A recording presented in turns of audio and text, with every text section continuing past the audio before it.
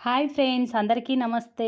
నేనైతే mutton curry తయారీ విధానం చూపిస్తున్నాను. ఈజీ ప్రాసెస్‌లో ఒక కుక్కర్ తీసుకొని తగినంత నూనె అయితే వేసుకోవాలి. మటన్ కాబట్టి నూనె కొంచెం ఎక్కువే పడుతుంది కదా నాన్ వెజ్‌లలోకి. తగినంత నూనె అయితే తీసుకున్నాను. నా దగ్గర ఉన్న మసాలాలు అయితే వేసేస్తున్నాను. కొంచెం సాజీరా, లవంగాలు, ఇలాచీ, చెక్క, ఆకైతే వేసాననమాట. అవి కొంచెం చిటపటలాడిన తర్వాత మనం సన్నగా కట్ చేసుకున్న ఆనియన్స్ అయితే వేసుకుంటున్నాను. ఆనియన్స్ అనేది కొంచెం ఎక్కువే పడుతుంది కదా నాన్ వెజ్‌లోకి. మనకు నాన్ వెజ్‌లో గ్రేవీ కోసమైతే ఆనియన్, అల్లం ఎల్లిగడ్డ పేస్ట్ అయితేనే గ్రేవీ చిక్కగా ఉంటుంది. ఈ రెండిటితోటే కదా మనకు గ్రేవీ చిక్కగా వచ్చేది.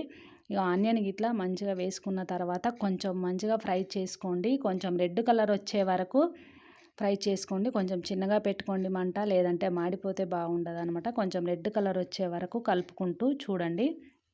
ఇందులోనే ఒక 2, 3 పచ్చిమిర్చి చీలికలు వేసుకోండి. మనం నాన్ వెజ్ వండేటప్పుడు చికెన్ అయినా సరే, మటన్ అయినా సరే ఒక 2 పచ్చిమిర్చి చీలికలు వేసుకోండి ఫ్రెండ్స్. టేస్ట్ మాత్రం చాలా బాగుంటుంది. ఇవి మొత్తం ఫ్రై అయిన తర్వాత ఆనియన్స్, పచ్చిమిర్చి అన్నీ కొంచెం రెడ్ కలర్ వచ్చిన తర్వాత మనం ఇందులో అల్లం ఎల్లిపాయ పేస్ట్ వేసుకోవాలి. అల్లం ఎల్లిగడ్డ పేస్ట్ అనేది కొంచెం ఫ్రెష్‌గా ఉంటే మాత్రం టేస్ట్ మాత్రం చాలా బాగుంటుంది నాన్ వెజ్. నా దగ్గర ఫ్రెష్ అల్లం ఎల్లిగడ్డే ఉంది, వేసాను. అల్లం ఎల్లిగడ్డ పేస్ట్ అనేది కొంచెం ఎక్కువే పడుతుంది నాన్ వెజ్‌లోకి. ఎందుకనంటే మనకు గ్రేవీ వచ్చేది నాన్ వెజ్‌లలో ఓన్లీ ఉల్లిగడ్డ, అల్లం ఎల్లిగడ్డతోటే వస్తుందనమాట. అందుకనేసి అయితే కొంచెం అల్లం ఎల్లిగడ్డ ఎక్కువ ఉండేలాగా చూసుకోండి. అల్లం ఎల్లిగడ్డ వేసుకున్న తర్వాత కొంచెం కలుపుకున్న తర్వాత తగినంత పసుపు ఇట్లా ఒక స్పూన్ పసుపు ఇట్లా వేసి ఒకసారి మంచిగా ఫ్రై చేసుకోండి మొత్తం అంతా. ఇది మొత్తం అంతా మంచిగా ఫ్రై అయిన తర్వాత ఇందులోనే కొంచెం పుదీనా, కొంచెం కొత్తిమీర వేసుకోండి. కు పుదీనా అనేది కొంచెం చూసి వేసుకోండి ఫ్రెండ్స్. ఎందుకంటే పుదీనా కొంచెం ఎక్కువైనా కానీ మటన్ అనేది ఫ్లేవర్ వేరే ఫ్లేవర్ అవుతుందనమాట. కొంచెం అయితే చూసి వేసుకోండి. పుదీనా ఫ్లేవర్ నచ్చని వాళ్ళు ఇట్లా చాలామంది ఉంటారు. అందుకనేసి అయితే కొంచెం చూసి వేసుకోండి. ఇది మొత్తం మిక్స్ అయిన తర్వాత, ఫ్రై అయిన తర్వాత అన్నీ ఇందులోనే మనం 2 సార్లు కడిగి పెట్టుకున్న మటన్ అయితే వేసుకోండి. మంచిగా మటన్ వేసుకున్న తర్వాత ఇట్లా మంచిగా కలుపుకోండి. అంతా మిక్స్ అయ్యేలాగా ఒకసారి మంచిగా కలుపుకొని ఈక్వల్‌గా సెట్ చేసుకొని కుక్కర్ సెట్ చేసుకొని మూత పెట్టుకోండి. ఇప్పుడు మనం ఉప్పు, కారం ఏం వేయట్లేదు ఫ్రెండ్స్. ఇందులో మామూలుగా అల్లం ఎల్లిపాయ పేస్టు, ఉల్లిగడ్డలు అవన్నీ వేసి మూత అయితే పెట్టేస్తున్నాం అనమాట. నూనెలో ఉడికిస్తున్నాం ఇప్పుడు. ఒక 2, 3 విజిల్స్ వచ్చే వరకు నూనెలో ఉడికించుకోవాలి. ఇలా ఉడికిన తర్వాత కుక్కర్ హెయిర్ మొత్తం తీసేసి మళ్ళీ ఒకసారి మూత తీసుకోవాలి. ఒకసారి గుర్తుపెట్టుకోండి, ఎప్పుడైనా సరే కుక్కర్ వాడేటప్పుడు ఎయిర్ మొత్తం తీసేయండి. ఎందుకంటే ఈ మధ్యలో చాలా కుక్కర్లు అయితే పేలుతున్నాయి కదా. కొంచెం కుక్కర్ వాడేటప్పుడైతే జాగ్రత్తగా ఉండండి ఫ్రెండ్స్, ఓకేనా. ఇందులోనే ఇప్పుడు మనం కుక్కర్ మూత తీసి ఒకసారి కలుపుకున్నాం కదా. మన టేస్ట్‌కి సరిపడా ఉప్పు, కారం అయితే వేసుకోండి.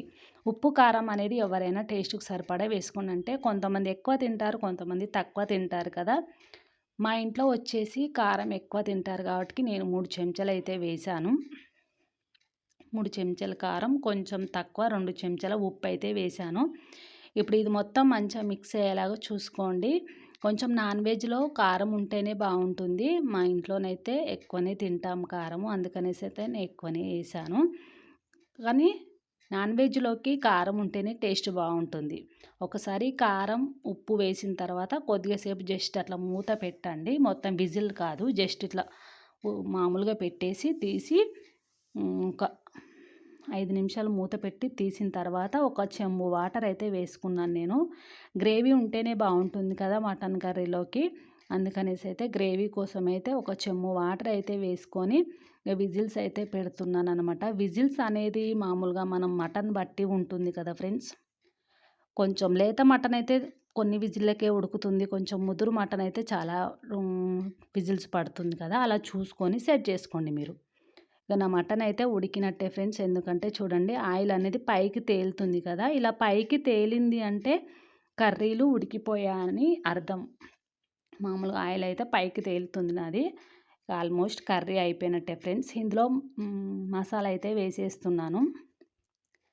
మామూలుగా మసాలా వచ్చేసి ధనియాల పొడి, లవంగాలు, ఇలాచి, చెక్క, సాజీరా ఆకు అన్నీ వేసి నేను ఇంట్లోనే చేస్తాను. అదే మసాలా అయితే వేసేస్తున్నాను. రెడీమేడ్ మసాలా అయితే కాదు, నేను ఇంట్లో చేసుకున్న మసాలా. మసాలా వేసేసి లాస్ట్‌లో కొంచెం కొత్తిమీర అయితే వేసేసాననమాట. టేస్ట్ మాత్రం చాలా బాగా అయింది మటన్ కర్రీ. ఈ మటన్ చికెన్‌లోకైతే బగారా అన్నం అయితే కాంబినేషన్ చాలా బావుంటుంది కదా!